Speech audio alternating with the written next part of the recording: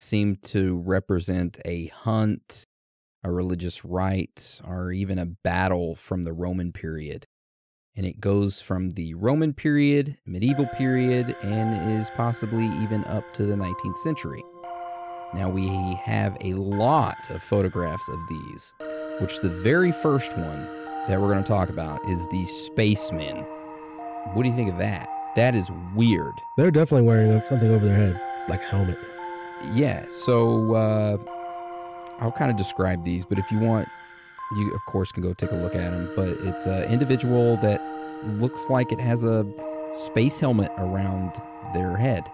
With little squiggly things, spiky things off the sides of them. Yeah, and it gets even weirder if you scroll down.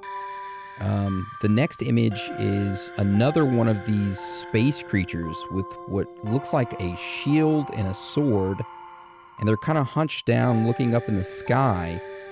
And something is coming down at them. It looks sort of like a butterfly, but it has dots. It honestly looks like a fidget spinner. I'm gonna go nerdy. I'm gonna go nerdy here. That's Madara off of Naruto, and that's his fucking weapon right there. I don't even know what the hell is that? What'd you just say? I don't watch anime. Hang on, I'm gonna show you this. I'll put you a little space. You gotta link it up to show everybody. I'll put you a little space to link up your Naruto guy. The weapon's not right. It's close though, but it's funny. There you go, going nerdy. You know what? I can see it. I mean, a little bit. That little Naruto character's, what is that? A weapon? A fan? It's some type of fan. I don't know what the hell it's called. Oh, it looks like a guitar. His fan gun by. So yeah, that's very odd. The next petroglyph is I don't even know, a maze. Dude, that's a big ass lollipop. Yeah, it looks like a lollipop, yeah, or a maze with some type of creature below it. And then the last one, the last image that we got is exactly what it looks like, Dan.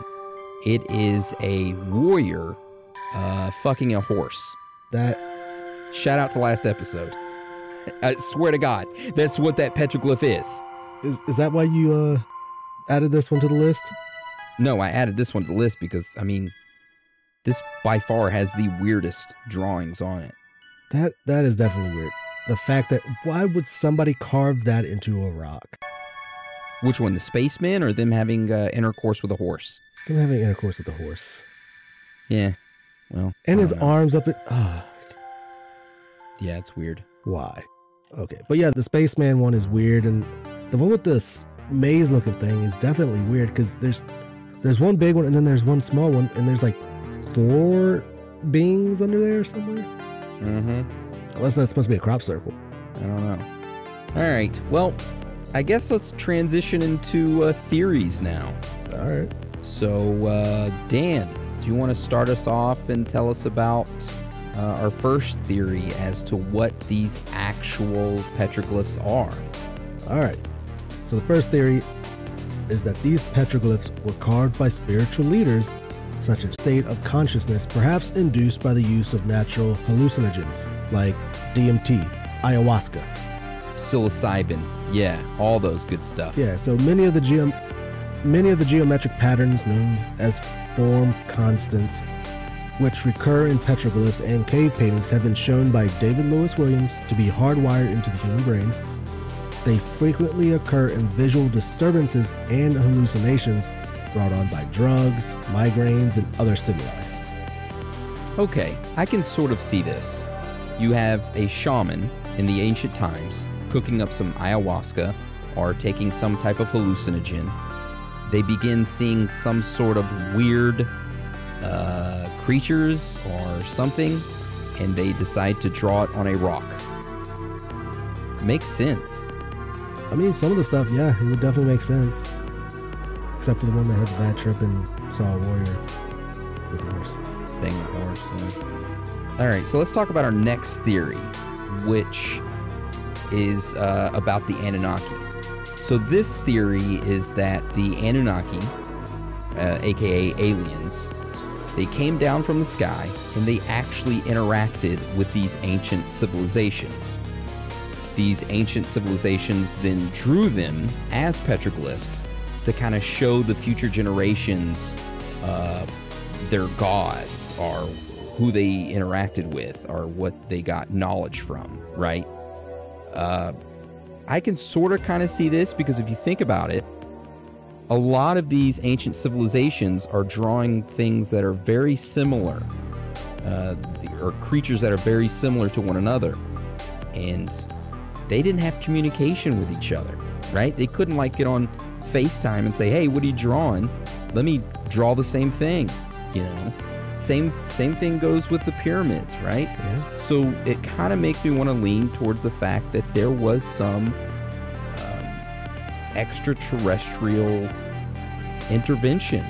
You know, they came down and said, hey, we're going to help you guys advance.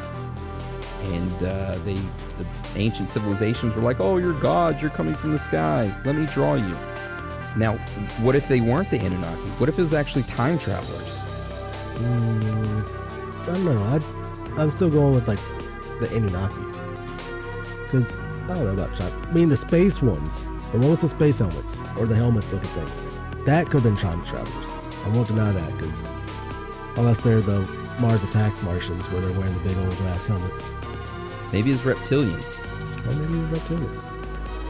But I don't know. Like, maybe it's just like a giant intergalactic just species, or maybe the intergalactic space is just filled with all these different creatures and beings, and back in the day they used to visit all the time, but now they don't because they see how crazy we are. Have you seen the show Stargate, or Stargate Yeah. SG-1? You know how the supposed gods, you know, the aliens, they wore those weird helmets that depicted like the bird and the wolf and stuff like that? Yeah, I always thought that was weird. Maybe it's something like that. Like these aliens come down not showing their true face, considering it, honestly, it might not even be an alien, it's just a future, more advanced civilization of the human. It's coming back and they just want to be depicted as gods. So they're wearing like weird masks and stuff to hide their actual identity. Okay, That could, I can see that. And the ancient people draw that. yeah, thinking that they're actually some higher being. They're just more advanced. Something like that. Okay, I like that. I mean, that's the only thing I can really come up with it being alien and those weird masks or face or heads. Yeah. So tell us about this next theory, Dan, which I'm pretty sure a lot of people will probably, well, I say a lot, not our listeners, because our listeners are smart and they have expanded thinking, right? Yeah. And they like to think beyond the normal. But this is what the normal minds think right here, is this one. All right. The petroglyphs were taken down as a way of telling stories to present and future children of the past and some of the imaginative minds. They were also used as landmarks to tell you what animals are in the area or events that have occurred. You know, pretty much a map. Which, yeah, I can see that. I mean, you think some, like, grandparents and parents, like, they'll tell you stories of, like, you know, hey, don't go into the woods. There's, like, creatures out there. There might be some duendes or something there. Maybe they draw up these weird beings to scare the kids, be like, hey, don't go past this, you know, mark right here, or this rock with the images on there, with the petroglyphs. Don't go past it, or you'll get taken away by these things. It makes sense because, hey, they don't want their kids to go out beyond their boundaries that they set, because, hey, there might be a neighboring village that will capture their kid and torture him, kill him, or use him as a way of ransom. Yeah. So how do they control them? Create fake stories. Okay. But yeah, then the landmarks one, you know, one with the sheep and stuff, I can believe that. Like, hey, this area, you know, is abundant with this type of animal. This is where you'll hunt him. Yeah. There was something that Jeff Woolwine mentioned when we interviewed him years ago, that these UFOs are not actual crafts that they're living beings in the sky. That these orbs, lights, and everything are living beings. And every now and then there'll be a tear in like the dimensions, sort of, or like space-time or the universe or something, or Earth. There'll be a tear, and these beings are able to travel back and forth between these ripples of time and space. And he stated that these petroglyphs are actually these beings from being depicted by the ancient civilization of different dimensions. So it's just some other being from a different dimension. Ooh. And the fork-headed people and the other aliens, gray aliens, which, I can kind of see it, but whatever, you know. Yeah. So if you had to lean towards one thought as to what you think this could be, Dan, what are you going with? I'm going to have to say I'm going to go with the stories. Oh my God. Stories and maps. You're a smooth-brained person. Now, I will say that there is probably a mixture in there with like time traveling, because the one with the space helmets, I don't know, that has to be like a time traveler or something. But the rest of them, I think they just have to be there to like scare kids or something like that, or tell a story of the imaginative mind. Okay. I don't know. A couple of them look like they could be aliens, like the Atacama one. That one, because there was actually a little alien found near there too. So, all right. Well, I'm gonna go most of the stories. I'm gonna go with they were actually beings from a different dimension or universe or something. I don't know. That's what I'm going with. And that the ancient people didn't know how to depict them other than drawing them on rocks and petroglyphs, right? Yeah. Anyways. I mean, the only one that like I wouldn't say would be aliens would be the one in Iran with the sheep on there, or the mountain goats. Yeah. That one, they all actually look like humans. Okay. With camels. And they have bows and a spear. Yeah. So I guess that kind of takes us to, well, that is our personal thoughts and theories, right? Yeah. Well, mine is. What's this Russian finding? Well, that's something I was going to talk about during Free Talk. Yeah, I found something that kind of can connect with the petroglyphs that I thought was very weird that I wanted to mention. So I guess we'll roll over to Free Talk. Yep. Now, real quick before we go over to Free Talk, if you, as in the listener, if you or any of your loved ones or anyone you know have any petroglyphs in your area, send us photos of them. We'd love to see them.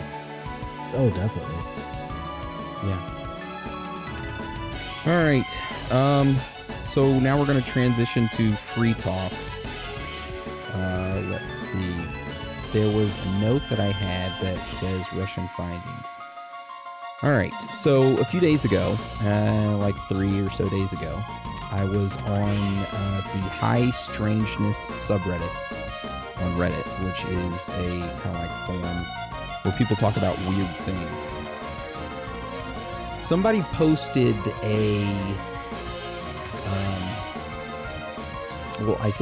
they cross-posted a thread that someone made, and it was a photograph of the surface of Venus that was taken by Soviet equipment a long time ago.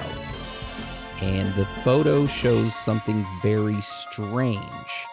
And Russian UFOologists believe that is what it shows is a living creature. I'm going to link this for you to take a look at it, Dan, and you tell me what you think. Show me. And I'll have this link of this on our Patreon for anyone to go take a look at it. What do you think of that? I have no idea what that is in the middle. It's weird though. It definitely stands out.